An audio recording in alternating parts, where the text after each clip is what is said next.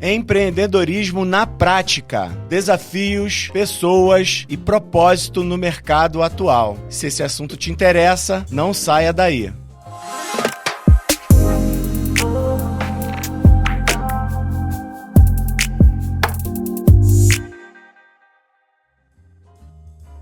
Seja muito bem-vindo a mais um episódio do nosso podcast Conversa com o Paulo. Eu sou o Paulo de Deus, sou psicólogo clínico, especialista em terapia cognitivo-comportamental e também especialista em psicologia organizacional e do trabalho. Hoje nós vamos falar sobre um tema que atravessa sonhos, que atravessa desafios e que atravessa também uma construção prática. Hoje nós vamos falar sobre o empreendedorismo real, aquele que acontece longe das idealizações reais e perto das decisões difíceis do dia a dia. Empreender não é apenas abrir um negócio, é sustentar escolhas, lidar com incertezas, desenvolver pessoas e muitas vezes reinventar caminhos. E para essa conversa, eu trouxe um convidado que desde muito cedo conhece todas essas coisas. O nosso convidado de hoje é um empreendedor nato. Começou sua jornada aos 8 anos de idade, ajudando no negócio da família, uma papelaria. Na adolescência, já demonstrava protagonismo ao se destacar em um curso de informática e ser convidado para dar aulas. É formado em ciências da computação, possui um MBA em sustentabilidade, iniciou engenharia de produção, mas fez uma escolha importante: empreender. Casado há 12 anos, pai, desde 2022 já construiu negócios, liderou equipes, enfrentou a pandemia, migrou para o digital, encerrou ciclos e hoje vive um momento de ressignificação, com foco na família, na fé e no desenvolvimento de pessoas. Atualmente atua com mentorias, consultorias, participa de um ecoparque, coordena um grupo de empreendedores na Igreja Metodista, onde ele é membro, e está em formação no curso de teologia, atendendo a um chamado ministerial. Hoje nós iremos conversar com Alexandre Fel. Muito obrigado, Alexandre, por atender o nosso convite. Seja muito bem-vindo ao nosso podcast. Meu irmão Paulo, eu que te agradeço. Para mim é um prazer, uma honra estar aqui contigo. Tive a gratidão aí, o privilégio de poder acompanhar outros episódios, ver o teu trabalho que está sendo desenvolvido. E que bom estar aqui contigo hoje. Espero poder somar contigo, somar com quem está aí assistindo a gente. Minha função aqui é contribuir com vocês. Poxa vida, muito obrigado, Alexandre. E é interessante, né? Esse tempo que a gente está convivendo, um tempo muito, muito oportuno e muito salutar para nós, né? Conhecermos e convivermos juntos no mesmo espaço, na mesma comunidade. Isso tem sido para mim um grande privilégio, né? Muito obrigado por você também ter aceito o convite. E nós vamos iniciar, né? Nós temos aqui alguns blocos de perguntas e é sobre você, é sobre a sua história, sobre a sua visão, enfim, como você construiu e desconstruiu negócios. Nós vamos conversar sobre isso. E aí, para nós abrirmos a nossa conversa, eu queria que você trouxesse para a gente em que momento você percebeu: eu sou um empreendedor. Tudo começou como uma brincadeira, na verdade. 7 para 8 anos, eu estava no comércio da família e basicamente eu tinha um interesse por ver as pessoas levarem as coisas. Aquele produto que ela precisava, não é simplesmente levar, mas aquilo ir embrulhado, aquilo ir numa sacola, né, ir num papel de presente, enfim. Então, isso nasce dessa percepção de ajudei essa pessoa a encontrar uma solução. Okay. Ela veio aqui com um problema. Bacana. Tudo acontece desse jeito, né? E isso foi crescendo. Ninguém virou pra mim e falou assim: você é um empreendedor. Você nasceu pra fazer isso. Isso você tinha que idade? 8 anos. 8 anos de idade. 7 para 8. E também não é uma coisa assim do tipo, ele não teve infância, coitado dele. Pelo contrário, na verdade, isso foi um privilégio pra mim.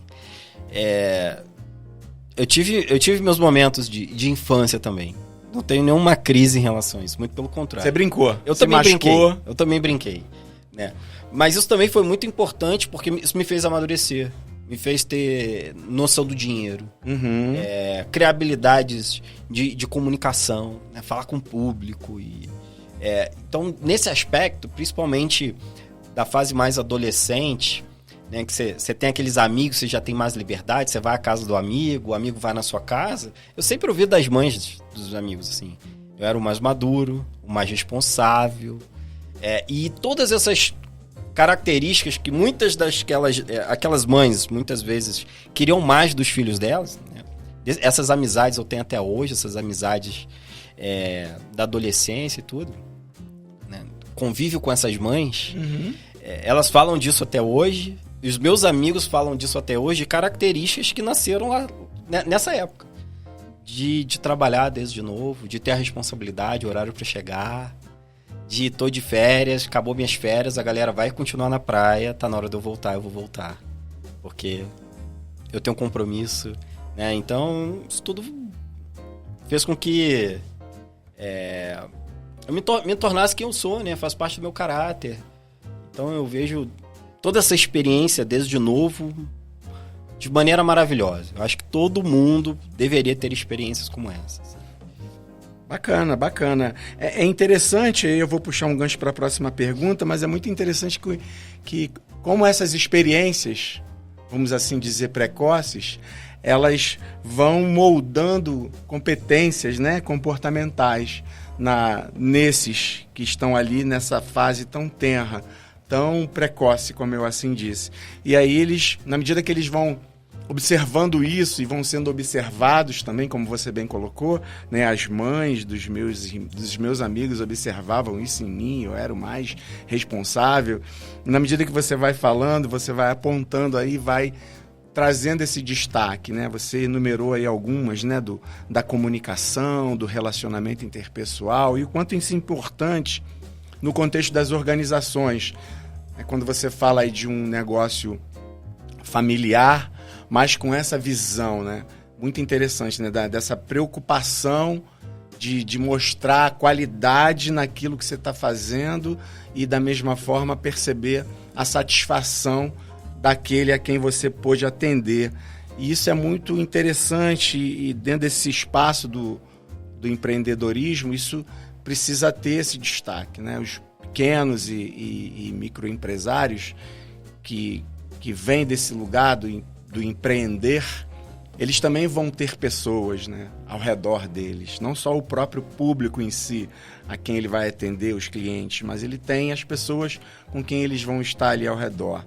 E aí quando você fala sobre isso, né, eu volto das férias, eu volto das férias e já estou preocupado em ter que fazer alguma coisa. Isso é muito interessante, né, esse senso de responsabilidade, de forma antecipada até aquela formação educacional da academia, onde você também vai absorver isso. É muito interessante isso. E eu queria que você me dissesse o que você aprendeu ainda em criança que carrega até hoje. O que você acha que você ainda traz até hoje, Alexandre? Na verdade, quando a gente está falando aí do finalzinho dos anos 80, início dos anos 90, a palavra empreendedor, apesar dela, ela já existia, ela já estava no dicionário, né? Mas não era uma coisa que nós usávamos normalmente. Essa é uma palavra moderna. Ok. Então, quem eu era? Eu era o cara de vendas. Uhum. Né? Ok. Muito antes de eu me ver como alguém empreendedor, eu sei atender, eu sei vender. E eu já tive muitos ambientes onde ser um vendedor é a última escolha. É aquela situação onde a pessoa deu errado em tudo e agora, com uma dor no coração, sem nenhum tipo de satisfação, ela diz que ela é vendedora. Ela não deu certo em nada, ela não estudou. E isso existe por aí, né? Existe o lado negativo dessa profissão. Mas, na verdade, nenhum negócio fica de pé se não tiver área comercial. Eu acho que é fundamental, inclusive, aí, né? Tem empresas hoje que nem tem produtos tão bons, mas tem uma área comercial muito boa. Sim. E que estão bem. Faz toda a E diferença. tem empresas que têm produtos maravilhosos, mas não faz aquilo chegar no no cliente, amigo, a empresa vai acabar. Ou seja, então, eu me vejo dessa forma, assim. Eu sou uma pessoa da área comercial, tenho paz no meu coração, alegria de falar isso. Sinto prazer mesmo em ver as pessoas comprarem. Isso me satisfaz. E isso não é uma coisa assim... como é que eu posso dizer? Exagerada. Isso aí é o ponto negativo do capitalismo. Não é nada disso. Nós temos necessidade. Não tem coisa melhor do que você chegar numa loja com um problema e aquela pessoa que te atende achar uma solução para você. Sim. Isso é maravilhoso. Então, eu me vejo dessa forma. Acho que eu fui, ao longo desses anos todos, sendo lapidado para isso. Talvez seja a minha característica, assim. Bacana. A gente é treinado a ouvir, né? Nessa área comercial, você tem que saber ouvir. Sim. Ouvir o que as pessoas estão querendo. Ouvir aquilo que ela não sabe ainda pedir. Que tem gente que sabe o problema e sabe que você tem a solução. Tem gente que sabe que tem um problema, mas ela não sabe se você tem a solução. E tem gente que não sabe nada. Tem uma grande investigação nisso tudo aí, né? Só tem um vazio, tô precisando de alguma coisa. E aí a gente tem que conseguir ler... Vai muito além das letras miúdas. É bem interessante isso. Conhecer o negócio. Tem que ler a pessoa, ler o olhar. Acho que isso que ela tá falando não é o que ela quer. Mas é pra quê? Sim, sim. E aí a gente começa a pegar. Né? Então eu amo fazer isso, assim. Eu gosto disso mesmo, de verdade. Sempre tive, de certa forma, envolvido com isso. Inclusive dentro da experiência CLT. Meu perfil nunca foi muito diferente. Foi de atender as demandas com base na seguinte pergunta. O que o senhor deseja? Sim. É a grande pergunta. Quando você puxa do CLT, eu já queria caminhar então para esse momento aí, né? Porque quando você fala inclusive no CLT é porque você já esteve por lá, não é isso? Você já foi um empregado que teve seu contrato antes de você ter sido aquele que passou a empreender. E quais foram os principais desafios que você teve ao sair da estrutura organizacional, corporativa, seletista e veio para esse lugar do empreender? Quais foram, então, esses desafios quando você sai de um lugar e vai para outro lugar? Consigo ver minha vida profissional, ela é dividida em alguns blocos, né?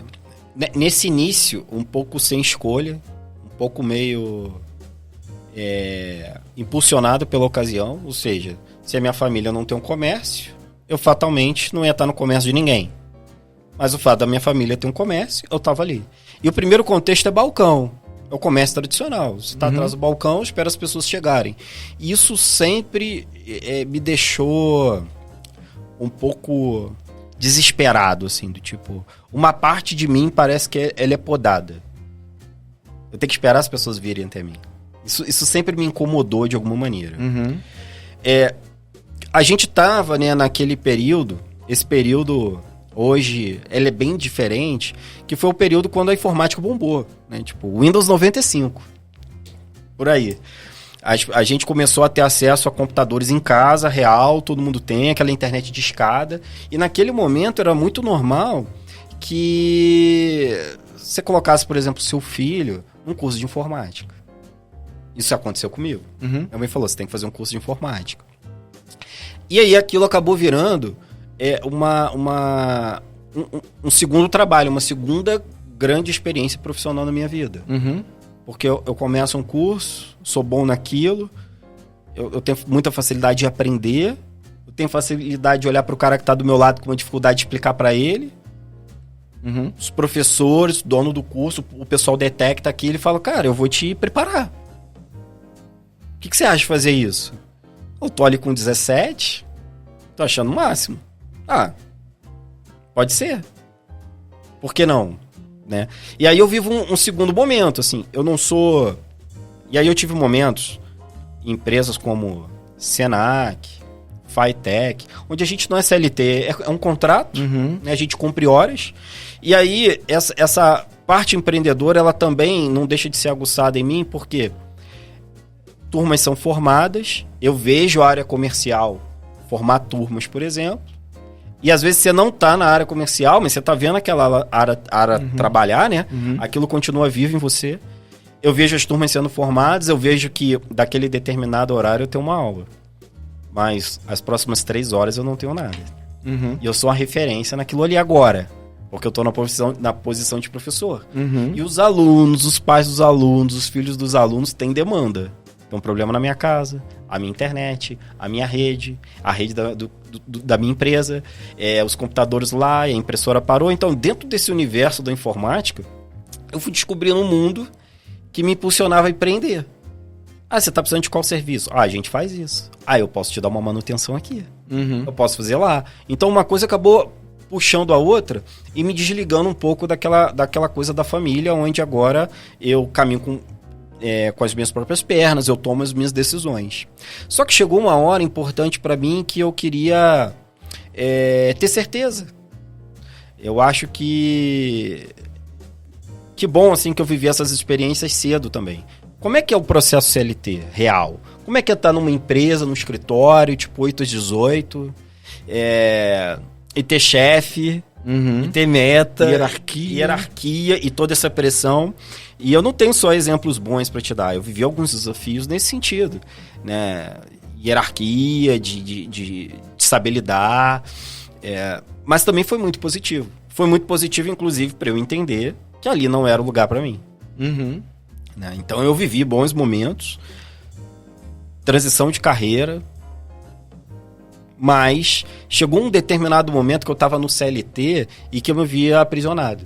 Eu me via naquela... Eu gostava do assunto, isso nunca foi um problema para mim. Eu tive experiências onde eu gostava do que fazia, mas eu não gostava do sistema. Ter aquela hora para entrar, ter aquela hora para sair, e aquela hora para almoçar, e toda... É uma coisa mais engessada, mas faz parte do sistema. Sim. Como fugir disso, né? E eu lembro de aqueles famosos feedbacks, né, que a gente tem e tudo mais. Tinha uma diretora falar para mim numa ocasião, é muito bom trabalhar com você. Ou seja, esses feedbacks eles sempre nascem de alguma coisa positiva, né? Tem uma estratégia para falar do negativo antes. Eu assim, né? O que vem por aí? O bom de você é que a gente não precisa te empurrar, mas a gente precisa te segurar.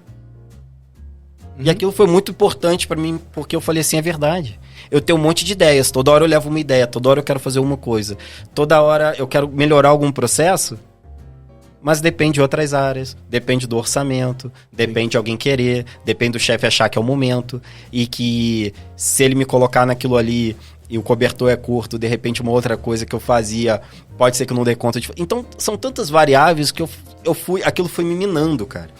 E uma coisa que poucas pessoas sabem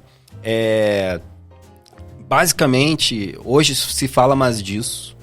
Lá atrás, mais de 10 anos atrás, 15 anos atrás, a gente quase não falava disso.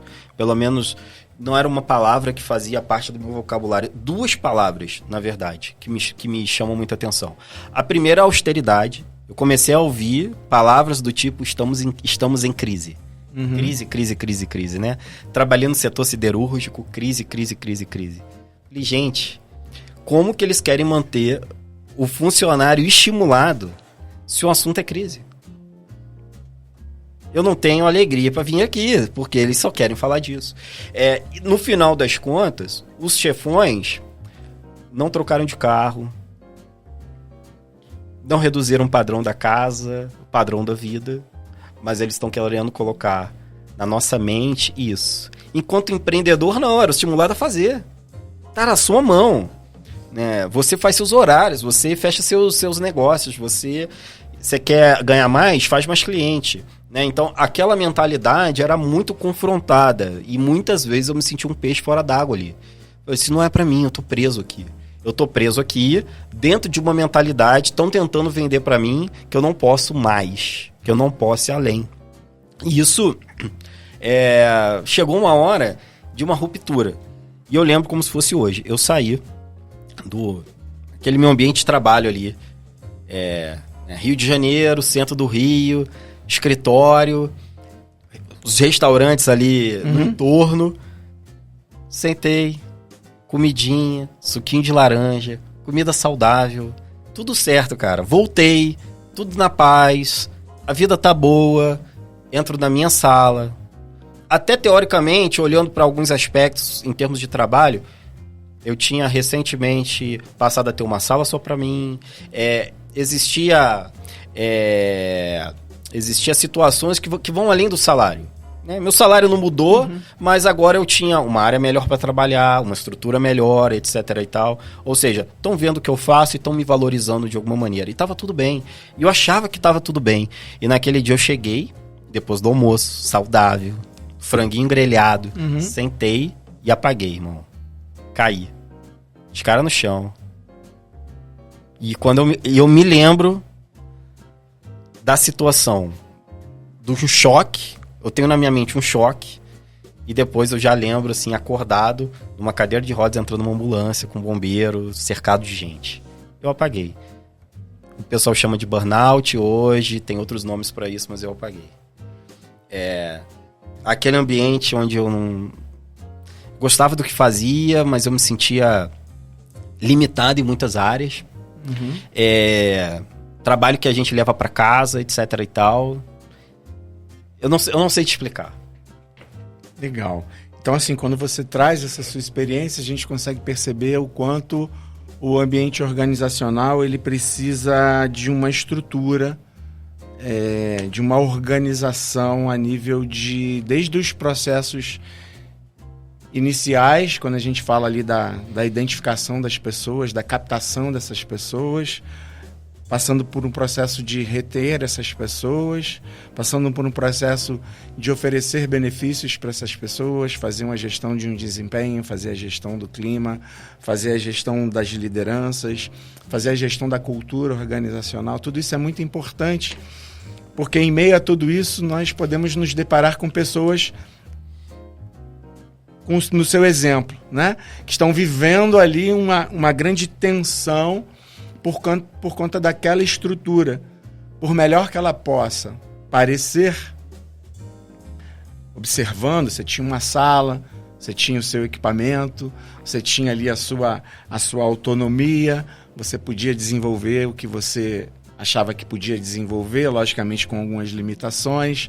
E aí você fala de crise, e aí você fala de burnout. Esse espaço, ele precisa ser um espaço bem equilibrado, esse espaço corporativo, né? Ele precisa de ter uma gestão, de ter uma liderança, por conta desses que possivelmente já estão sinalizando alguma indisposição, algum tipo de não estou conformado, queria fazer mais, mas não consigo. E como eu ouço, como eu falo, então eu preciso ter dentro dessa organização também um líder que é um líder que ouve, um líder que educa. Então passa tudo por isso, né? Para que eu possa identificar e tentar diagnosticar da melhor forma quem são esses empregados, como eles estão. Eles estão de fato satisfeitos? Será que eu estou remunerando bem? Eu estou entregando benefícios legais? O meu espaço é um espaço agradável de estar? As atividades que ele está desenvolvendo são atividades que estão aquém ou além? Então, aquilo que você falou, né? E o feedback que você recebeu, né? Eu não posso te dar muita liberdade. Como é que foi que ela falou? Eu preciso te segurar. Eu preciso te segurar. Porque senão você quer fazer mais. Olha, então, percebe isso? Isso tem uma importância muito grande. Então, como eu desenvolvo esse talento que eu tenho? Como eu identifico nesse talento que, de fato, ele é um talento e ele vai voar? Ele vai sair daqui e vai alçar um voo e vai atingir posições outras. Vai se tornar um grande líder, enfim, vai desenvolver projetos, vai conduzir projetos, vai estar à frente de projetos. Então, por isso que a gestão do negócio, quando a gente fala da gestão das pessoas, a gente precisa ter esse cuidado. Mas a sua experiência é significativa, né? Por conta de toda desse seu inconformismo, vamos assim dizer, né? Desse não, eu tô aqui, mas eu tô incomodado. Isso aqui para mim não tá bom. E aí você faz a sua transição. E no modelo do CLT, já mudando para uma próxima pergunta, você acha que no modelo CLT existe algo que o modelo CLT faz melhor do que o empreendedorismo? Com certeza. Na verdade, o empreendedor, muitas vezes ele vive uma carreira muito solo, ele é muito sozinho. E claro, às vezes eu vou fazer uma sociedade com o irmão, uma sociedade com o amigo. E aí tem toda a questão da experiência. Isso é um desafio. Uhum. Eu tive a oportunidade de trabalhar no universo das vendas diretas, depois dessa experiência CLT.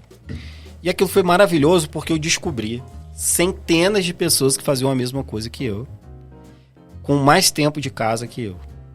Independente da empresa, independente dela oferecer ou comercializar o mesmo produto. Sim. Mas eu consegui fazer algo que eu tive dificuldade durante todas as minhas experiências anteriores, que é estar imergido no universo com pessoas que vivem do que eu vivo. Isso fez muita diferença. Okay. Tá? No CLT, é aquela história. Você está ali naquele ambiente de trabalho. Aquela empresa tem uma meta, ela tem uma visão. Tem um negócio. Tem aquele negócio, tem aquele produto. Então, tudo gira em torno, né, daquilo. Então, se aquilo está bem estruturado, se você tem uma liderança boa, que te valoriza, que quer desenvolver suas qualidades, que entende que você tem pontos negativos e que aquilo precisa, de alguma maneira, ser desenvolvido também. Sim. Bacana, então você não está sozinho nessa. Muitas vezes você tem pares, né, pessoas que atuam diretamente contigo, que você consegue trocar. Então eu tive boas experiências no CLT nesse sentido. Onde tinha um grupo ali de pessoas fazendo coisas bem semelhantes, ou que já tinham passado por aquilo que eu estava fazendo. O meu chefe, hoje o meu líder, o meu gerente, ele foi anos atrás o que eu sou hoje. Uhum. Então ele já viu aquilo acontecer. Ele sabe onde dá problema, ele sabe onde dá certo. Então a gente consegue tirar proveito disso. Agora, depende do ambiente, né? Hoje eu tenho uma operação que a gente contrata estagiário. E eu preciso sempre me lembrar todos os dias. Esse estagiário não chegou sabendo, por isso que ele é estagiário. Sim. Se eu não estiver disposto a entregar tudo para ele ou para ela, ensinar tudo, para daqui a pouco ela tá pronta. E aí vem um ponto muito chave, e que eu acho que todos esses anos voltado para a área do ensino, criou uma marca em mim, de ensinar. Então eu sou uma pessoa completamente despreendida. Ah, mas se ele aprender tudo, ele pode montar um negócio igual. Cara, tá tudo bem. Bacana isso. Tá na mão de Deus isso, assim, não depende de mim. Porque ele pode aprender comigo, pode aprender com outro. Mas agora, se ele tá aqui, é minha função ensinar. Eu tenho compromisso. Ou eu ensino, ou eu não contrato. Né? E esse é o grande desafio dessa carreira solo, daquela pessoa que empreende, comparado com, obviamente, uma pessoa que está dentro de uma estrutura de CLT. Sim. Agora, há muitas variáveis. Esse universo ele é muito grande, né? Sim. Mas é interessante quando você pega essa comparação da carreira solo, do empreender, e aí você fala da experiência em que você vai para um lugar onde todos ali são empreendedores, estão falando ali uma linguagem parecida, falando de produtos semelhantes, enfim, estão juntos. E a organização tem o seu próprio negócio, tem a sua missão, tem a sua visão, tem os seus valores. E isso é o norte, isso é o que aponta o caminho que essa empresa vai seguir, olhando, lógico, para aquilo que ela está vendendo, para aquilo que ela está se propondo fazer enquanto um serviço. Então, a organização, como você bem falou, tem isso, né? Tem as pessoas que olham para esses objetivos, que estão muito bem definidos. E aí, lógico, se tem alguém que investe, tem o próprio público, tem a sociedade como um todo, enfim, o governo. Então, tudo isso influencia direta e indiretamente no negócio daquela organização. Isso faz com que ela evolua. Isso, de certa forma, é bom, como você bem frisou, porque as pessoas estão ali trocando. O ambiente tem que ser positivo por conta do desenvolver aqueles que ali estão. Como é que essa liderança enxerga esses que estão chegando na organização, para que eles possam também fazer parte desse mesmo negócio, desses mesmos objetivos, né? Entendendo a missão, a visão, os valores daquela corporação. Eu entendo que isso fica bem claro para você, eu acho que isso é importante, né, para um empreendedor também ter essa percepção, né, dele trazer essa coisa vamos usar a palavra profissionalizar, né? Entre aspas aí, trazer esse perfil desse universo corporativo de uma forma não tão engessada, mas com algumas referências, como você colocou, né? Trago algumas referências para que eu possa, de alguma forma, trazer para o meu negócio e fazer parecido, fazer conforme, para eu dar uma direção e fazer um trabalho estruturado. Acho que isso é muito importante, eu acho que isso, acredito eu, que tenha colaborado muito para a construção dos seus negócios, do seu negócio, da sua fase inicial como empreendedor, e é sobre isso que eu queria conversar com você. Quais foram os maiores desafios na sua fase inicial, quando você faz essa transição e inicia de fato o seu primeiro negócio como empreendedor? Quais foram os maiores desafios nesse sentido, Alexandre? Tudo que a gente conversou até agora, eu vivi solteiro. E boa parte ainda na casa dos meus pais. Então a gente tem margem para errar. Sim. Tudo é mais simples, né? Não tem aquela pressão da família de sustentar uma casa. Principalmente essa parte final já da minha vida CLT, eu já morava sozinho. E aí as coisas já são um pouco diferentes. Uma decisão aqui pode se tornar uma demissão. Sim. Né? E tem um lugar para pagar. E aí tem todo um contexto diferente. Você tem seus compromissos financeiros. Muda inclusive. tudo, Sim, muda tudo. Claro. Né? Agora, eu conheci a Natália, minha esposa, e basicamente ela trabalhava na aviação, piloto de aviões, e aquela situação dela de hoje eu trabalho aqui, amanhã eu tô em tal cidade. Naquele exato momento ela, tô aguardando uma recolocação, e eu tô com a minha vida normal aqui no Rio, tranquilo, moro em Botafogo, já morava há 6, 7 anos no mesmo lugar, vou pro centro da cidade trabalhar, pertinho. Tá tudo perto, né? Tudo bem organizado. Logo que a gente se conhece e começa a namorar, ela tem uma proposta para ir para Vila Velha, trabalhar lá. E eu apoiei. E muitas pessoas já me perguntaram isso. Mas você apoiou? Por quê? O que isso tem a ver e tal? Porque eu vi mulheres na minha família sempre trabalharem. Minha mãe, minha avó, minhas tias. Então eu dei maior força. Vai sim e vai dar certo. Uhum. E como que eu podia fazer dar certo? Tem que ir lá. Como é que eu não vou lá? Se vai dar certo, a gente vai manter um relacionamento à distância, né? Eu vou ter que fazer isso acontecer. E basicamente a minha lógica era: saía sexta-feira do trabalho, pegava um ônibus. Vila Velha, valia a pena ir de avião? Não valia. Talvez hoje tenha mais voos, mas de Vitória até Vila Velha eu tinha que voltar um pedaço do caminho. Tinha voo 4 da tarde, 5 da tarde. Não dava para eu sair do trabalho e fazer isso. O retorno também não, porque era voo de tarde, do domingo. Eu podia pegar o ônibus meia-noite e chegar no centro do Rio, 6, 7 horas da manhã. Rodoviário. Roupa social, que é uma rota pouco, para já chegar pronto para trabalhar. Então eu fiz isso por alguns meses. Praticamente todo final de semana ia. Ela tinha liberdade. Então o que acontece? Basicamente, qual era a lógica? Ela trabalhava para uma empresa que não é uma empresa de aviação, mas os donos, numa emergência, numa necessidade de uma reunião, pega o jato e vai. Então a equipe está disponível. Tem que morar na mesma cidade, próximo, com aquela situação de em tantos minutos você chega no lugar, né? É quase que um plantão de hospital. Você tem que ficar ali o celular não pode desligar. Possivelmente estava angustiando ela também. Isso também angustiava ela, porque ela era uma pessoa extremamente ativa, mas que estava em casa. Eu falava assim, gente, a gente precisa usar essa energia aí. E eu comecei a ter ideia. O que a gente pode fazer? Vamos empreender. Tu tem tempo, eu tenho experiência. E aí a gente começou a ver franquia, a gente começou a ver várias coisas. E, cara, se a franquia era barata a ponto de falar, isso aqui dá pra gente fazer, aí você olha o potencial de negócio, de crescimento, de lucro e fala, não sei, acho que não. Quando você olha franquias que, isso aqui é interessante, tanto tempo para recuperar o capital, são coisas mais estruturadas, e você olha para o investimento e fala, isso aqui não vai dar. A gente não tem como investir nisso hoje. E esse é o desafio, né? Sim. Como é que você começa? Começa com que dinheiro? Faz como?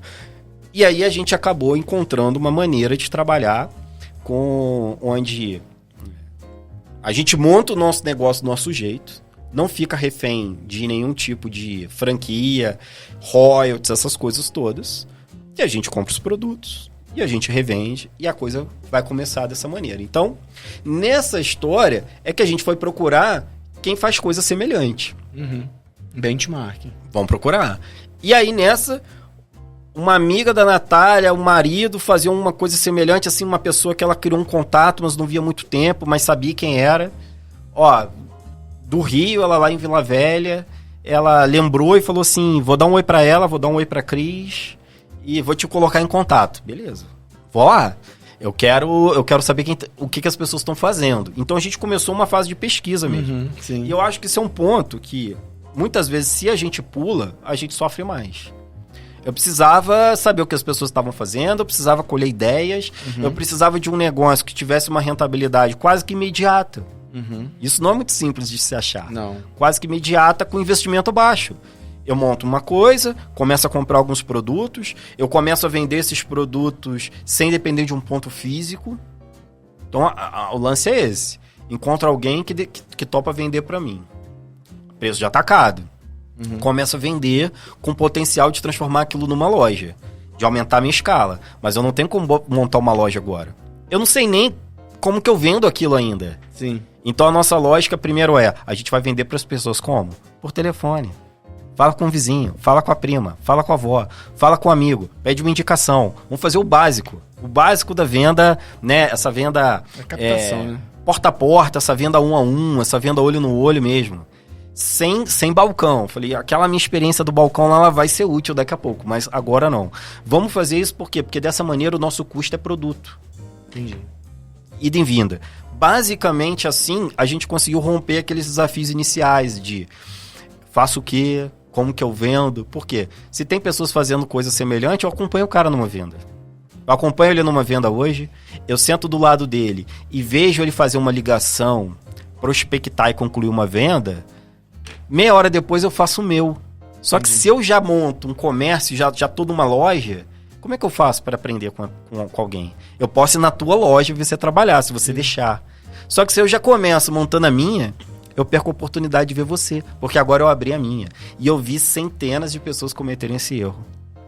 E já chamei a atenção de muitas pessoas nesse sentido de não queima essa etapa. Aprende primeiro na prática, que vai funcionar. Então a gente começou, cara. A gente casa, em menos de um mês inicia o negócio. A gente decide casar num período ali de 4 meses, a gente organiza tudo.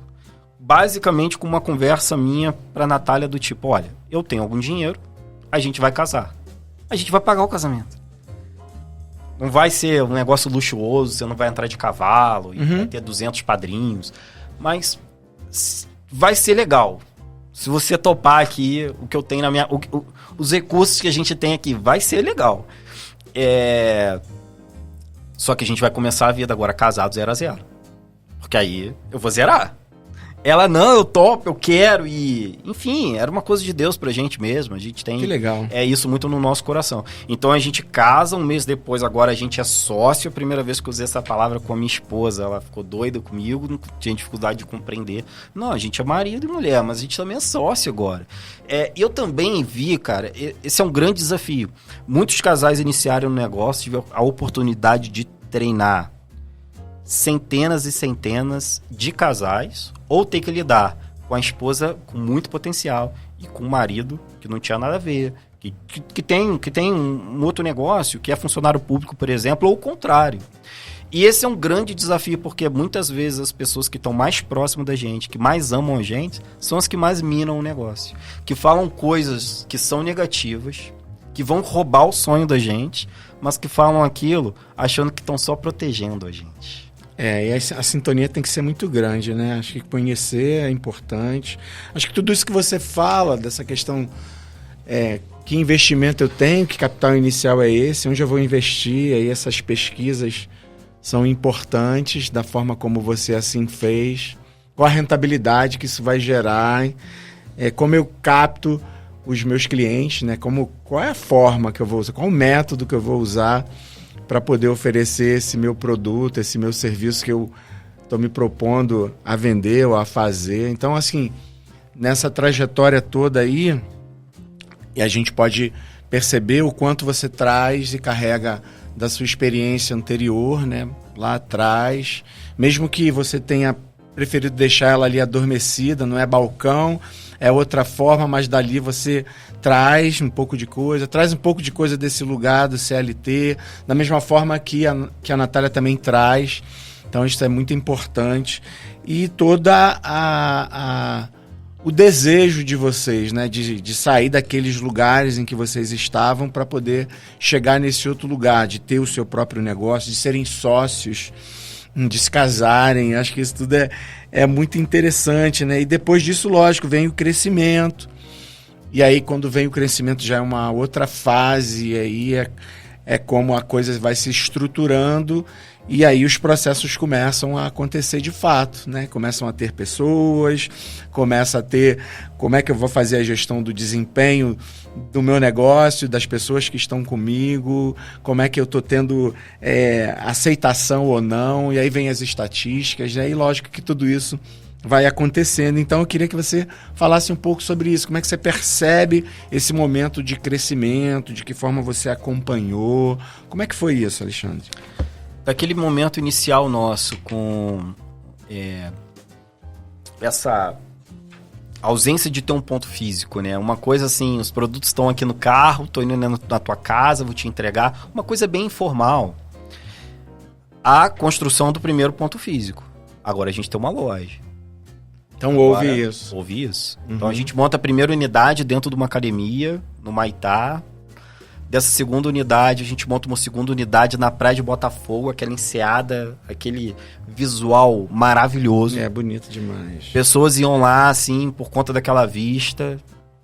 E aí a gente monta, né, um ambiente onde as pessoas sentam, ficam à vontade, escolhem o que precisam. Esse conceito mais lounge, ou seja, uma preocupação com a experiência do cliente, que hoje a gente fala muito, mas a gente tinha isso lá atrás, né? Isso tem mais de 10 anos.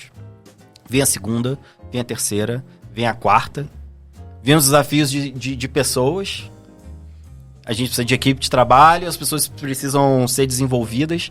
E aí, toda aquela... É engraçado como essas... Parece que não, mas a gente olha para trás e fala, faz sentido, porque tudo conecta. Porque se eu não tivesse toda aquela experiência que eu vivi com a família, e eu vivi bons momentos, mas eu também vivi momentos bem difíceis. Que também são bons, né? Os momentos difíceis são bons. Eu não ia ter tido essa coragem para começar com ela. Talvez aquela coisa ali do CLT, não, isso aqui é uma segurança para mim. Não teria impulsionado, feito com que ela sonhasse também. Quando eu penso em tudo que eu vivia na área de ensino, eu levei tudo lá para dentro. Sistema de ensino. Toda semana tem escolinha. Toda terça-feira, todo o time se reúne. 2 horas de treinamento.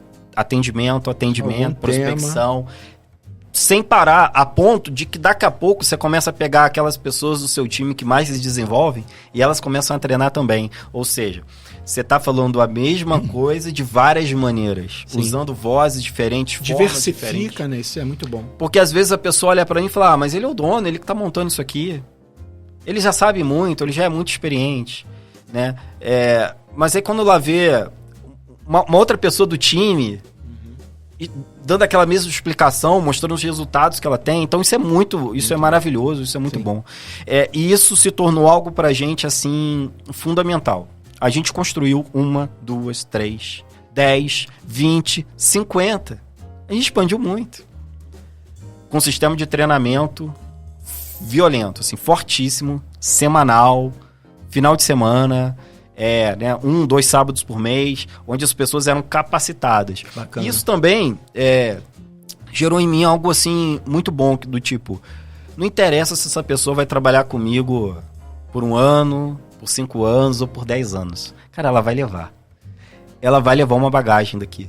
Ela vai sair daqui preparada para montar um negócio dela ou para se desenvolver em qualquer negócio. Essa era uma espécie assim de missão que eu carreguei.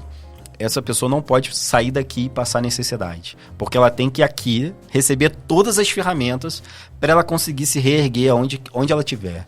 Né? E eu conheço muitas pessoas que passaram por essa escola nossa e que estão muito bem. Montaram seus negócios, voltaram a estudar, formaram na faculdade. Enfim, tem dezenas e dezenas de histórias de pessoas que estão super bem caminhando com as próprias pernas e eu fico muito feliz com isso. Bacana. E fica bem claro, né? Quando a gente evidencia o sucesso. O que é sucesso de fato, né? Aí tem uma perspectiva interessante, né? Que é ver as outras pessoas desenvolvidas, né? Donas daquilo que de fato elas são, como elas se percebem enquanto desenvolvidas e aptas a fazer coisas, né? No seu caso aí, fazer as prospecções, enfim, fidelizar. Eu acho que isso é bem legal e se você carregava com você toda essa capacidade e foi capaz de deixar... Acho que isso é um legado, né, bicho? Acho que é bem legal isso. E as pessoas... Daqui a pouco você encontra as pessoas e você já deve encontrar no seu dia a dia pessoas que de alguma forma tiveram a oportunidade de estar com você e que foram multiplicadoras e que hoje talvez estejam até numa posição de poder desenvolver outras pessoas. Acho que isso é muito legal, né? E mantém as pessoas engajadas. Acho que era por aí que entendo eu que você mantinha essas pessoas engajadas, né? Não só por desenvolvê-las, mas por fazê-las se sentirem parte do negócio e felizes, bem-sucedidas naquilo que elas faziam. E era dessa forma, Alexandre, que você fazia para manter as pessoas engajadas? Eu vejo 3 palavras assim muito importantes. A primeira é visão. A gente precisa compartilhar da mesma visão se a gente vai caminhar junto. Isso era muito claro. As pessoas que... porque a gente está falando, né, de uma série de unidades de ponto físico. Isso muda com a chegada da pandemia. A gente é forçado brutalmente a mudar. Mas naquele ambiente onde a gente tinha um grupo grande junto, esse grupo foi crescendo, a visão era trabalhada toda semana.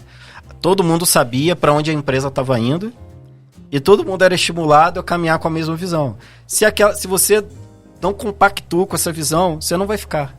Não importa se você é bom, se você faz, mas simplesmente a gente para de falar a mesma língua. Então, eu não preciso falar que você tem que ir. Você para de se sentir bem. Eu já vivi isso lá atrás. Sim. Onde eu estava num ambiente que, isso aqui não é um ambiente que eu quero estar, não quero crescer nesse ambiente. Então, eu acho que é bem por aí. A primeira é a visão. A segunda é o ensino. Por quê? Você pode até ficar animado com a proposta da empresa, onde a gente vai chegar, etc e tal. Uhum. Agora, se você não aprende, não desenvolve aqui as habilidades, e no final das contas isso está comprometendo quanto você ganha, se isso compromete a tua remuneração, ensino pra gente era primordial, era muito, muito, muito forte. E aí entra uma terceira situação, que isso tem mais a ver com o discipulado de Jesus, né? O modelo bíblico, onde Jesus pega 12 caras brutos, a maioria jovem, sem nenhum tipo de experiência ou pouca experiência, e ele vai conduzir aquilo. Então é aquela história de caminhar junto. Eu sabia o problema delas. Uhum. Sabia se alguém tá doente, se algum familiar tá doente, Uhum. o que elas estão passando, qual o problema do pai, da mãe. E isso, cara, sempre tomou muito tempo, sempre deu muito trabalho, mas eu nunca consegui fazer diferente. Inclusive, eu recebi conselhos de você tá se envolvendo. Uhum. Isso é ruim. Ruim por quê? Né? Eu nunca consegui enxergar a parte ruim disso. Porque a gente forma amigos que compram a nossa visão porque sabe que a gente não tá preocupado só com a empresa, ou só com o meu, não é só o dono que tá ganhando. Uhum. Cara, você quer crescer junto? Então nós vamos crescer junto. E eu preciso te entender melhor. E, consequentemente, se você convive comigo, você também me entende melhor. Uhum. Porque que tem horas que eu puxo mais, tem horas que eu sou mais tranquilo, tem horas que você esperava, sei lá, um puxão de orelha e recebe um abraço. Então eu acho que esse tipo de troca é chave na liderança. Se as pessoas vão caminhar contigo, a gente precisa compartilhar de uma visão. As pessoas precisam aprender com a gente. Mas o aspecto humano, ele não pode ser abandonado. Fundamental. Tá ali. Fundamental. E é sob essa perspectiva que eu compartilho, Alexandre, com você, é que eu procuro trazer enquanto uma prática dentro das organizações. Eu acho que essa visão ela precisa estar de fato, né? Na medida que eu apresento a minha visão, na medida que eu falo da minha missão, dos meus valores, deixo isso de forma clara e os pratico, eu vou ser capaz de poder compartilhar por meio de um desenvolvimento, de um ensino. Lógico, ouvir as pessoas é fundamental também. Então a liderança ela precisa de fato ter usando as suas palavras, esse caminhar junto. Recentemente eu ouvi de uma líder que ela começando a compor a equipe dela, na verdade não compor a equipe dela, ela recebe uma equipe por conta de uma promoção. Então ela foi promovida e já tem uma equipe formada com um grupo de pessoas. E primeira coisa que eu preciso fazer é conhecer essas pessoas. Uma das primeiras coisas que eu preciso fazer, eu já estou no negócio, é conhecer essas pessoas. Para saber quais são as necessidades, as demandas, como elas estão se desenvolvendo, o que precisa desenvolver em cada uma delas. Então esse caminhar junto, até para saber o que está acontecendo lá na sua casa, né, para ouvir um pouco sobre isso também, até para poder permitir algumas coisas. Acho que é super importante. Então, compartilhar da visão, desenvolver e caminhar junto, eu acho que isso é muito importante. As pessoas precisam, dentro das corporações, perceber isso também. Né? Não, você, enquanto um empreendedor, dentro da sua empresa, você tem essa visão. Essa visão ela precisa estar dentro das corporações também, independente se ela é pequena ou grande, se ela é média. Então, o líder, ele precisa enxergar isso, né? Quem são essas pessoas com quem eu estou, de fato, lidando? Como eu estou apresentando o meu negócio para ela e como ela está, de fato, se engajando nisso. Né? O que eu falo, o que eu não falo. Eu vou ser um pouco mais incisivo ou vou ser menos incisivo? Né? Vou dar um puxão ou eu vou abraçar? É muito interessante isso. Isso é muito importante, eu compartilho dessa sua visão. Eu acho que isso é uma prática muito importante. Né? E a psicologia nas organizações, ela preza por isso. Ela observa isso e o quanto isso é importante dentro das organizações. Porque aí o clima fica melhor, o desempenho fica melhor, os resultados eles aparecem. É bem verdade que, lógico, os processos precisam ser transparentes nesse sentido. Eu percebo o quanto você traz isso para a sua forma de prática, né, nos negócios que você teve, nessa ascensão que você teve. Né? E você acredita que um líder, essa liderança nele, é nato ou precisa desenvolver? Eu acredito que tem um pouco dos dois. A gente vê pessoas que têm uma liderança nata. A gente percebe uma liderança nela. Ela está sempre à frente, ela está sempre de alguma maneira puxando. Mas se isso não for desenvolvido, e eu vivi isso muito na prática com esse meu grupo, porque apesar da dedicação, eu também continuo. Mas naquela fase, eu também precisava de lapidação.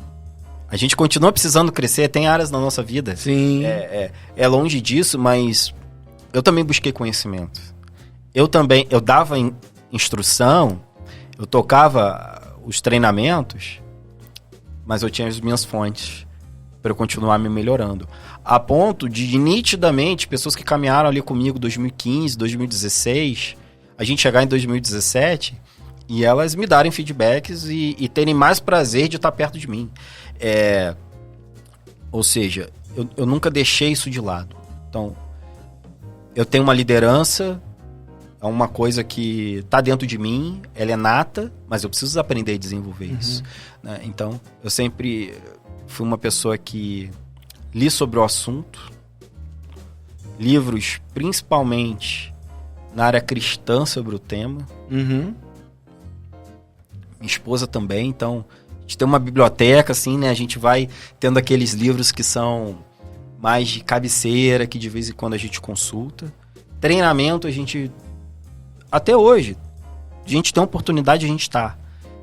Porque não tem outro caminho. Eu não posso querer que você aprenda se eu não me coloco nessa posição de aprender. E isso acaba aparecendo para todo mundo. As pessoas valorizam porque o que eu tô te falando eu vivo na prática. Sim.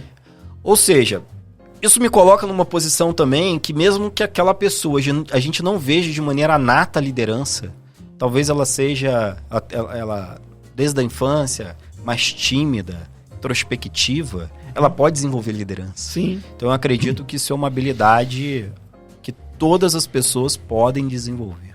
E é importante, né, ter essa perspectiva. Eu vou evoluir aqui, Alexandre, e é bacana isso, né? Quando a gente percebe que há em nós a liderança, é muito importante ter a percepção. De outra forma, desenvolver é possível, como você bem colocou, mas é muito interessante quando a pessoa ela tem os insights dela ali e percebe, uau, eu não estava enxergando isso, mas alguém foi ali e deu uma provocada e trouxe para ela um exemplo, mostrou para ela aquilo que ela acabou de fazer, que tem um aspecto muito importante dentro daquilo que a gente chama de liderança, né? Um quesinho, né? Um aspecto. Alguma coisa você construiu ali que aponta para um caminho de que você vai ser um líder. E é bem verdade que existem princípios, né? Existem algumas coisas que fundamentam e que dão base para aquilo que é o líder. Como o líder vai formar? Vai ser um líder educador? Vai ser um líder que vai ser um líder mais democrático? Que líder é esse, né? Que líder é esse? Então é importante também ter esses fundamentos, essas bases, né? Como você falou aí dessa biblioteca que você tem, e esse autodesenvolvimento constante. Isso é fundamental, né? Não tem como parar, né? Ser aprendiz é uma constante e precisamos ter esse entendimento. Então, desenvolver é fundamental. Eu queria levar você para um bloco aqui, e até antecipando um pouquinho aqui, queria que você falasse dessa fase aí, quando você transiciona, e aí chega a sua família, chega o momento da fé. Como é que surgiu para você, Alexandre, esse momento do seu chamado para a teologia, dessa sua nova escuta, desse seu novo desejo, esse novo caminho aí dessa coisa, dessa liderança também, mas olhando para o ministério pastoral. Como é que é isso? Como é que surgiu isso, Alexandre? Que você só falasse um pouco sobre isso, dessa fase. Então, é tudo um pouco novo ainda, assim. Não que o chamado tenha chegado no mês passado, não é isso. Mas tornar isso público tá, irmão? Imagina. Isso é um super desafio. E, basicamente, a minha esposa sabe disso.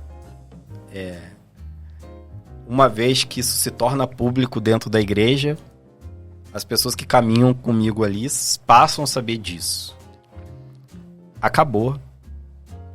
Minha mãe tem uma ideia disso, não porque eu falei, mas porque minha esposa falou. Então, quem assistir esse podcast aqui vai saber, mas... Você fica bastante à vontade, tá, meu amigo? Não, assim, cara, mas assim, apesar de ser um assunto que eu amo, é um assunto que envolve uma responsabilidade e uma espécie de tensão, porque não sou eu mais decidindo abrir aquele negócio. Eu saí do controle total. Abri mão total do controle. E calma aí. Eu tô escutando uma voz interna me chamando a fazer uma coisa. Que voz é essa, cara? Então, quem tá ouvindo a gente, é cristão, já entendeu que voz é essa. Sim. Mas para quem não é, Deus fala, de fato, Deus fala com as pessoas. Tem uma direção. Tem uma direção. E isso também tem muito a ver com negócio, ou seja, não faça de qualquer maneira, não faça do nada. Receba um chamado, busque ouvir essa voz que vai te direcionar. Isso aconteceu comigo de fato. Eu lembro onde eu estava, o que eu estava fazendo, quando eu disse sim. Eu disse sim para quem? Eu disse sim primeiramente para mim e depois para Deus, assim, mas Primeiramente, você disse sim pra mim, porque eu tinha que aceitar esse chamado. Eu tinha que simplesmente internalizar isso do tipo, Deus tá falando. Já falou uma vez, já falou 2 vezes, eu balanço a cabeça, eu abro um certo sorriso, né? É aquele momento, geralmente, que você tá de porta fechada, independente do ambiente, você tá sozinho, você tá meditando em alguma coisa. Sim. Então, dessa maneira, isso chegou. E chegou uma vez, chegou uma segunda vez, e chegou a terceira vez. As confirmações. E daqui a pouco eu falei, sim, tá bom.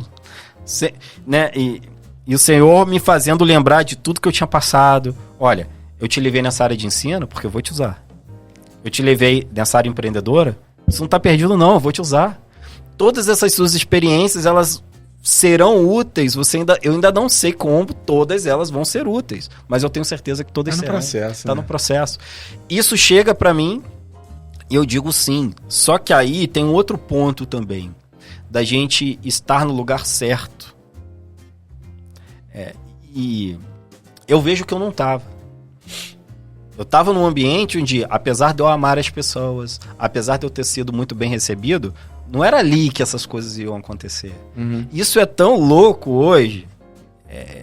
Eu já conversei com uma outra pessoa sobre isso, da gente estar no ambiente certo, inclusive um irmão meu, amigo, né, que fomos membros de uma igreja anterior, junto lá, e ele me vê hoje e eu falo, irmão, isso já estava lá, não tinha espaço, não acontecia lá. É engraçado isso, quando a gente tem que estar no lugar certo. Então não é simplesmente um chamado, mas também há um direcionamento. Sai da onde você está, eu vou te levar para um outro lugar que eu ainda não te disse onde é. Né? Um pouco aquela história de Abraão, primeiro você sai. Eu saio de uma igreja que eu já estava lá há alguns anos, né? Desde que eu volto a morar em Teresópolis, a gente vai para lá e tudo. Vou para minha casa. Eu falo, Deus vai me mandar para o Rio de volta. Vou voltar. Ele pôs no meu coração que era para eu morar em Teresópolis, vai botar eu de novo, sei lá, para algum outro lugar. Minha esposa gosta de viajar também, ela vai topar e a gente vai. Pronto. Não, ele me direciona, né, pro bairro do lado. Ou seja, tem uma unidade aqui, eu já conheci o pastor Bruno, ele tinha sido membro da nossa igreja antes e eu fui lá para visitar. Fui lá para ver a pastora Thaís, dar um abraço nela. Foi basicamente assim. Ali eu fiquei. E isso tudo escondido, isso tudo em sigilo. Eu não falava nem com a minha esposa sobre isso. Por que não? Porque é difícil te explicar, irmão.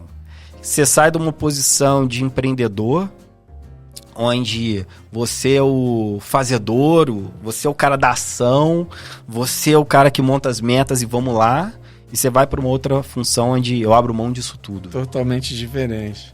Meus valores mudaram ao ponto de nada disso mais tem sentido para mim. Eu não me interesso mais por essas coisas. Na verdade, parece que eu fiquei estragado para tudo isso. Assim, eu não sirvo mais, né? E eu vivo essa fase de transição.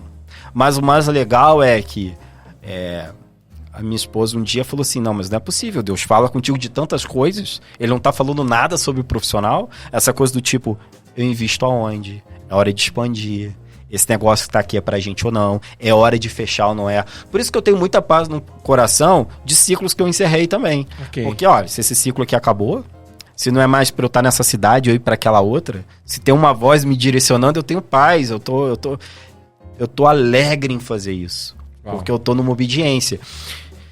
E aí naquele dia, assim, seríssimo, que a Natália me falou assim, não, mas calma aí. E o nosso negócio aqui, para onde a gente vai? A gente estagnou aqui, a gente tá sem direção. Deus não tá falando nada contigo, e foi desse jeito, assim. Ela usou essa frase. Deus não tá falando nada contigo.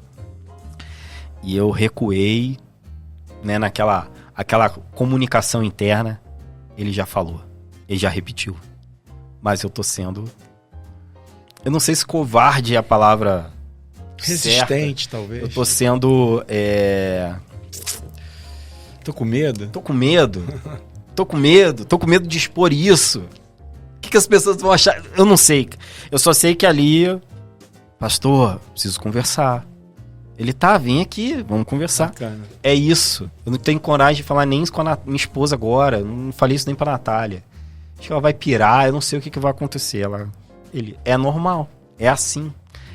É assim pra muitas pessoas. A história é desse jeito, né?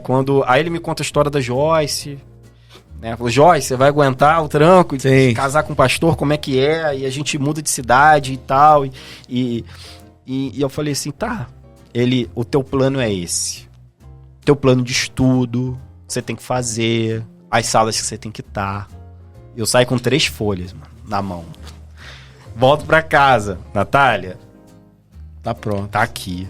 O que é isso? Assim, né? Chocado, assim. Esse é meu plano. Tô aqui pra gente compartilhar, porque a gente sempre caminhou junto, a gente sempre compartilhou visão, a gente sempre, desde que casou, a gente planeja junto, a gente sonha junto. Falei, agora você vai ter que pegar essa visão aqui comigo. E aí, enfim, aí as coisas começam a acontecer. Então, no começo, eu já tinha uma sequência de estudo lá de trás, mas é uma sequência conta própria. Vou fazer esse seminário, eu leio esses livros, isso tudo eu já faço há alguns anos. Mas agora não, eu faço isso debaixo de uma orientação pastoral, né? Alguém com experiência para me puxar para uma posição semelhante a dele.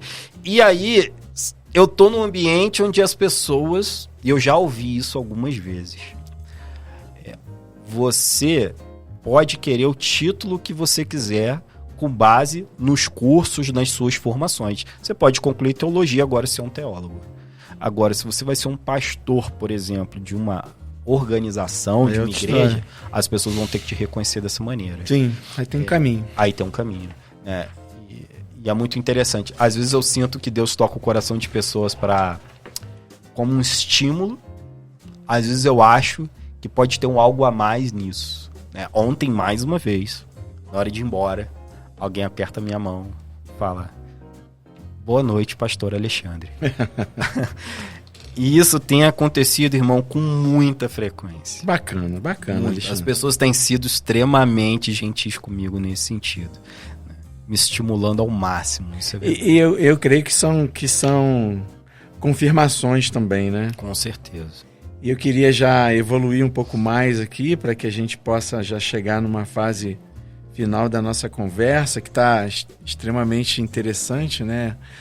As suas colocações, essa história aí, né? Lá começando na infância, passando aí adolescência, fase adulta, casamento, pai agora também, e agora essa transição novamente, ministério pastoral, essas confirmações acontecendo na sua vida. Acho que tudo isso é muito interessante, mas eu entendo que o empreendedorismo também ele está em você, né? Algo que vem o tempo todo, e você hoje desenvolve um trabalho também lá, coordenando. E eu queria que você falasse um pouco sobre isso, de uma forma objetiva. Como é que você vê a fé agora associada ao empreendedorismo, e como é que é hoje para você coordenar um grupo de pessoas com esses propósitos todos aí, essas visões que você tem acerca do empreendedorismo, mas agora conciliando fé, como você tem sido motivado a fazer? Eu vejo isso da seguinte maneira. Para mim tem a ver com chamado. Você pode andar por aí procurando comércios. A nossa cidade, né, a cidade de Teresópolis, ela tem uma característica muito interessante. Sempre que abre um negócio, já vai abrir vários negócios do mesmo. Repara nisso, você vai ver que isso acontece aqui com uma certa frequência. E muitas vezes, eu não estou querendo julgar ninguém sem aprofundamento nenhum, mas um olhar macro. O cuidado que a gente tem que ter de decidir abrir uma coisa só porque aparentemente pessoas abriram aquilo e está dando certo. Uhum. Porque o chamado para mim importa mais. Porque mesmo que aquilo não faça muito sentido, se Deus está te chamando para abrir, abra. Entenda que a gente não chega pronto para o processo. Eu abro, e o que mais? O que eu aprendo, o que eu estudo, quais ambientes que eu preciso estar, com quem que eu preciso conversar. Sim. Quem trabalha comigo, eu não sou bom em tudo. Quem vai me auxiliar aqui? Então, tudo isso eu acho que sem fé é impossível, porque como que você vai crer que você está sendo chamado para uma coisa se você nem tem fé, se você nem alimenta isso, se você não acredita nisso? Sim. Então, agora, à medida que eu recebo um chamado, que eu tenho uma visão, é para eu empreender nessa área, é para eu me formar em tal curso. Opa, então você começa a ter uma direção agora. Agora, você tem que ter fé. Você tem que ter fé que os recursos vão chegar, você vai conseguir concluir essa missão. Que vai haver interessados. Vão ter interessados. Então, eu faço um trabalho bem feito com a fé de que as pessoas também vão ter esse interesse. É aquela história que, volta e meia, alguém conta por aí, né? Que 2 vendedores de chinelo viram uma oportunidade de vender chinelo numa área em que toda a população andava descalço. O primeiro vendedor vê aquela população que anda descalço e pensa: ninguém aqui usa chinelo. Não tem oportunidade para mim. Não vou conseguir vender.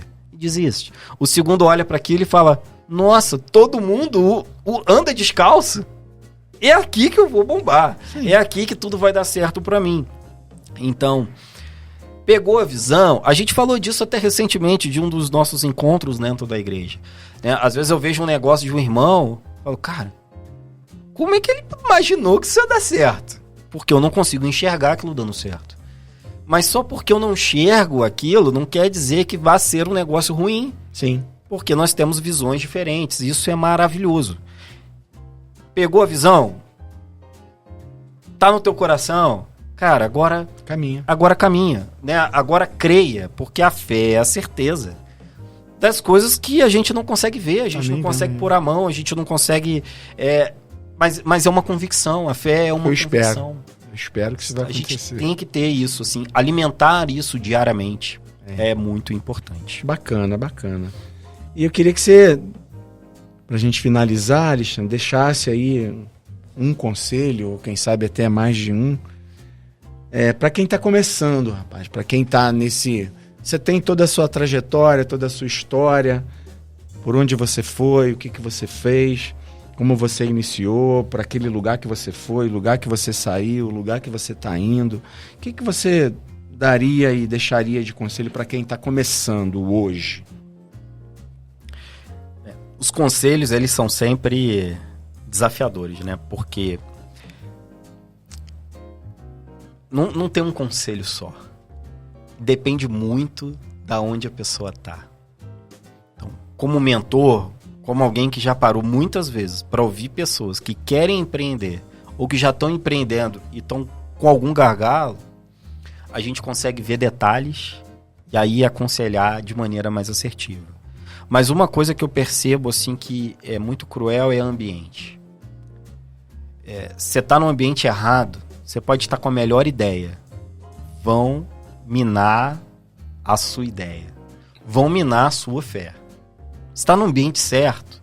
Então, quando eu falo em empreender, numa família que quer empreender relativamente normal, isso não é minado.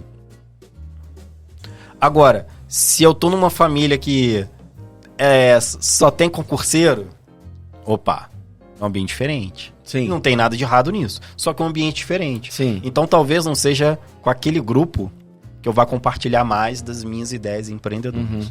E eu vejo isso. E essa é a ideia do ministério, inclusive, de empreendedores dentro da igreja.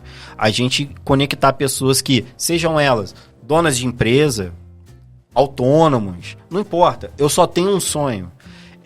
Eu quero ver isso sair do papel. Então, você precisa de um ambiente.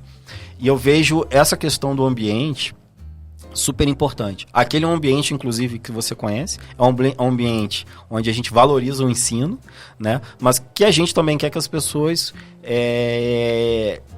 interajam, tenham tempo junto. Poxa, esse cara tem um negócio. Olha, esse cara é empreendedor também. Vou tomar um café com esse cara. Chama alguém para conversar. Chama um empreendedor para conversar. Entende os desafios. Mas saiba que uma vez que você chama alguém para conversar, você não sabe o que ele está passando. Então, se esse cara está passando o inverno e não tem muito filtro, pode ser que ele te entregue o inverno dele. Né? Então, esse é o primeiro ponto, o ambiente. O segundo ponto é a gente compreender as estações, assim como as estações do ano. Muitas pessoas iniciam negócios bons, começam uma construção boa, só que já quer colher. Já preciso pegar o dinheiro de volta.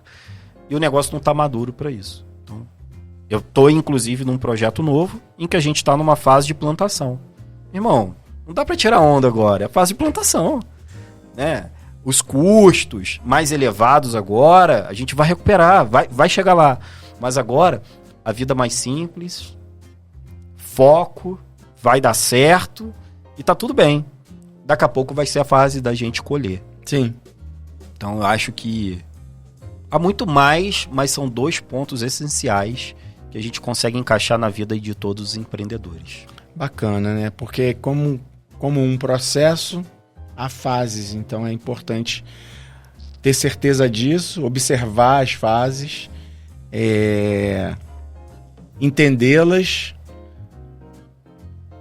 absorvê-las de forma equilibrada, né? Tá numa fase baixa agora, essa fase baixa a gente absorve e vamos equilibrar da melhor forma possível. Acho que isso é muito importante.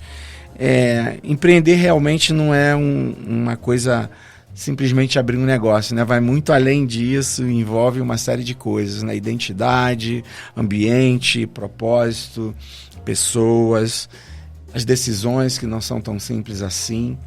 E isso fica bem claro aí nessa sua trajetória, no momento que você está vivendo.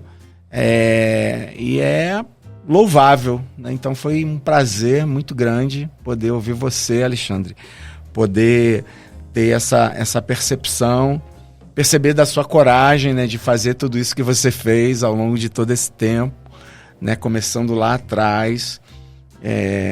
Você não abriu mão do brincar, né? Isso tão fundamental, eu falo isso e tenho ouvido isso de outros profissionais da psicologia, do quanto é fundamental brincar, né? Puxando um gancho lá da sua fase inicial.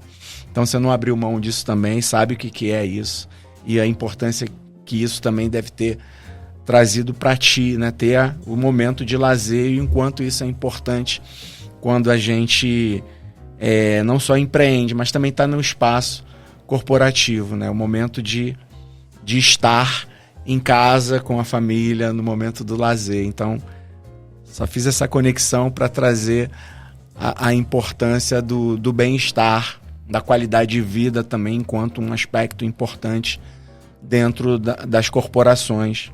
Eu acho que isso é primoroso. E, mais uma vez, obrigado, cara. Foi muito bom estar aqui com você. Riquíssima a sua experiência. Conselhos pertinentes. Então, a gente está falando de ambiente. Então, o ambiente tem que ser propício. E um outro ponto que você falou é... entender as fases. Entender as fases, porque é um processo. Um processo. Bacana, Alexandre. Muito obrigado. Espero que você também tenha se sentido à vontade, porque você trouxe aqui, de certa forma, aí, informações que para alguns ainda estavam um pouco veladas, mas que vieram à tona. Que bom que você se sentiu à vontade para isso. Muito obrigado. Foi um prazer, eu que agradeço o teu convite. Espero ter contribuído com a tua audiência. E estou sempre à disposição no que você precisar, irmão. Obrigado, Alexandre. Um abraço. E se essa conversa ela fez total sentido para você, compartilhe com os seus amigos, com as suas amigas, se inscreva no nosso canal, deixa lá algum comentário, dá o seu like, tá certo? E ativa o sininho lá para você receber notificações das nossas próximas conversas. Foi um prazer tê-lo como ouvinte nesse dia.